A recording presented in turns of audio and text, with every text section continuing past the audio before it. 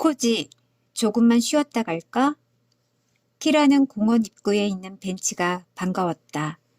산책만 나오면 흥분하는 코지 때문에 코지 집부터 공원에 도착할 때까지 한 번도 쉬지 않고 숨이 차도록 뛰어왔다. 자, 코지도 물 한 번 마시고 나도 물 한 번 마시고. 키라는 땀을 닦고 물을 마셨다. 코지도 목이 말랐는지 키라가 담아준 물을 한 방울도 남기지 않고 다 마셔버렸다. 키라는 코지가 흥분을 가라앉히고 잠시 쉴 수 있도록 한 후에 벤치에 불러덩 누웠다. 아, 오늘 날씨 참 좋다. 아침 저녁으로는 날씨가 쌀쌀하지만 낮에는 꽤 덥다. 그래서 키라는 6월의 날씨를 제일 좋아한다. 키라뿐만 아니라 아마도 많은 독일 사람들이 6월 날씨를 좋아할 것이다. 비록 나뿐이지만 가끔 이렇게 땀이 나도록 더운 날을 만날 수 있으니 말이다. 으앗, 코지! 키라는 얼굴을 핥는 코지의 축축한 혀 때문에 화들짝 놀라 몸을 일으켰다.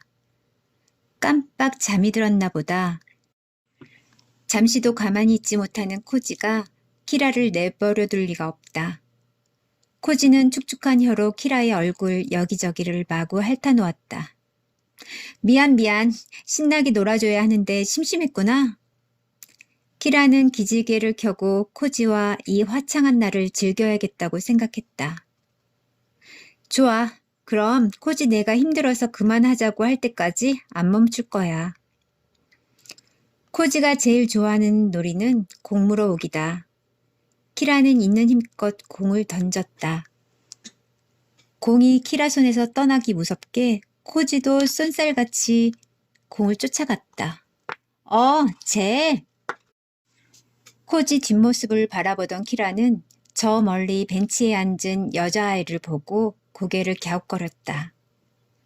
율리아인 것 같아서였다. 율리아는 키라와 같은 학교에 다니지만 지금껏 같은 반이 된 적은 없다. 그래도 키라는 단번에 율리아를 알아볼 수 있었다. 율리아는 금발머리에 외모가 예쁘다. 하지만 온기라곤 찾아볼 수 없는 텅 빈 눈빛과 굳게 담은 입술 때문에 인형이라는 별명을 갖고 있다. 상점에 놓여있는 장식 인형처럼 율리아는 언제나 표정이 없기 때문이다. 표정만 없는 게 아니라 율리아는 마음도 없는 아이처럼 세상 일에 별 관심이 없어 보인다. 아마 대부분의 아이들 모두 어디서든 율리아를 알아볼 수 있을 것이다. 한 번 보면 그 무심한 눈빛을 잊을 수 없으니까. 여자아이가 고개를 돌렸다. 율리아가 맞았다. 율리아는 늘 그랬던 것처럼 아무런 표정 없이 벤치에 우두커니 앉아 있었다. 큐미와 산책하러 나왔나? 키라는 율리아 주변을 들러보았다. 하지만 율리아의 개 큐미는 보이지 않았다. 율리아와 친하지는 않지만 큐미는 개 산책을 시키다 몇 번 마주쳐서 잘 알고 있었다. 비그린 큐미를 율리아가 버거워했던 기억이 난다. 그럼 누구랑 온 거지? 키라는 율리아 주변을 더 열심히 살펴보았다. 혹시 가족과 함께 왔는지 궁금해서였다. 하지만 늘 그렇듯 율리아 주변엔 아무도 없었다. 율리아처럼 예쁘면 좋아해주는 친구도 많고 친하게 지내고 싶어하는 친구들도 많을 것 같은데 신기하게도 율리아는 마주칠 때마다 혼자였다. 급식실에서도 복도에서도 도서관에서도 스쿨버스에서조차도. 그래서일까? 율리아에 대한 소문이 많다. 율리아의 무심한 표정과 성격에 대한 소문도 있지만 황당한 소문일 때도 있다. 태어나서 지금까지 단 한 번도 울어본 적이 없다는 둥, 어릴 때 당한 사고로 인해 감정을 느끼지 못하는 병에 걸렸다는 둥. 키라는 소문을 믿지도 않고 좋아하지도 않는 편이다. 어떤 일이든 직접 보고 느낀 것으로 판단하기 때문이다. 그래서 키라는 율리아에 대한 소문도 믿지 않았다. 다만 키라가 느끼기에도 율리아는 무뚝뚝하고 감정 표현이 별로 없는 친구인 것 같았다. 코지! 키라가 공을 던져주는 속도가 느려지자 코지는 흥미를 잃었는지 호숫가 쪽으로 달려갔다. 키라는 코지가 산책하는 사람들을 방해할까봐 얼른 뒤쫓아갔다. 아. 호숫가 쪽 벤치에 앉아있던 율리아는 혼자가 아니었다. 율리아도 강아지와 함께였다. 강아지를 산책시키기 위해 공원에 나온 모양이다. 그런데 율리아 품에 있는 강아지는 큐미가 아니다. 푸들인데 처음 보는 강아지였다. 아직 어린 강아지 같았다. 공원에서 큐미를 마주쳤을 때 율리아는 번번이 벤치에 멍하니 앉아있고 큐미는 혼자 공원을 쏘다니곤 했었다. 그렇게 공원을 돌아다니다 키라를 만난 큐미가 자신과 잘 놀아주는 키라와 떨어지지 않으려고 해서 곤란했던 적도 몇 번이나 있었다. 율리아 안녕? 전에 몇 번 봤는데 나 키라야. 키라는 호기심을 참지 못하고 율리아에게 말을 걸었다. 큐미와 함께 만났을 때도 큐미가 키라에게 다가오는 바람에 키라가 먼저 말을 걸긴 했었지만 안녕? 율리아가 감정이 실리지 않은 목소리로 대답했다. 큐미는 어디 갔어? 이 아이는 이름이 뭐야? 아직 아기 같네? 비에네. 비에네는 정말 귀여웠다. 아직 작은 강아지라 그런지 인형 같아 보이기도 했다.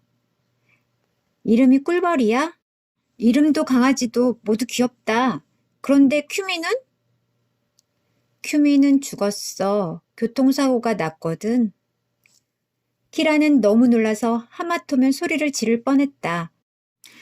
큐미가 교통사고로 하늘나라에 갔다는 것도 놀라운데 율리아가 큐미의 죽음에 대해 너무 아무렇지도 않게 말했기 때문이다. 마치 별일 아니라는 듯. 넌 괜찮아? 뭐가? 큐미 꽤 오래 키웠다고 했잖아. 안 힘들었어? 큐미가 죽었다니 너무 슬프다. 큐미를 오래 안 것도 아니고 산책을 시키던 개도 아니었지만 키라는 슬프고 안타까웠다. 게다가 교통사고라니.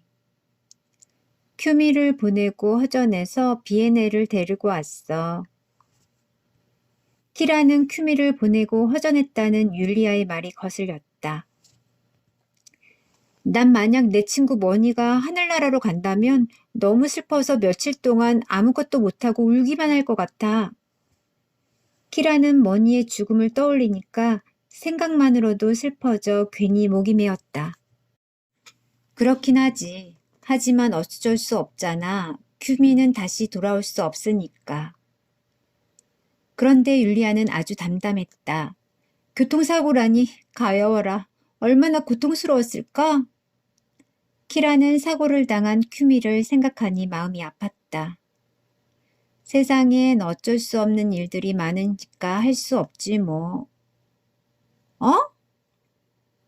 키라는 율리아를 뻔히 쳐다보았다. 율리아는 여전히 무심한 표정이었다. 비글은 활달한 성격이라 조용한 성격의 율리아가 키우기 힘들었을 수도 있다. 하지만 아무리 그래도 몇 년을 함께 살아온 큐미가 교통사고로 하늘나라에 갔다는데 어쩜 저렇게 아무렇지도 않을 수 있을까? 게다가 시간이 얼마 지나지도 않은 것 같은데 새로운 강아지를 데려와 빈자리를 채우다니. 율리아, 너 큐미가 싫었어? 큐미가 극성스러운 성격이라 키우면서 힘들었니?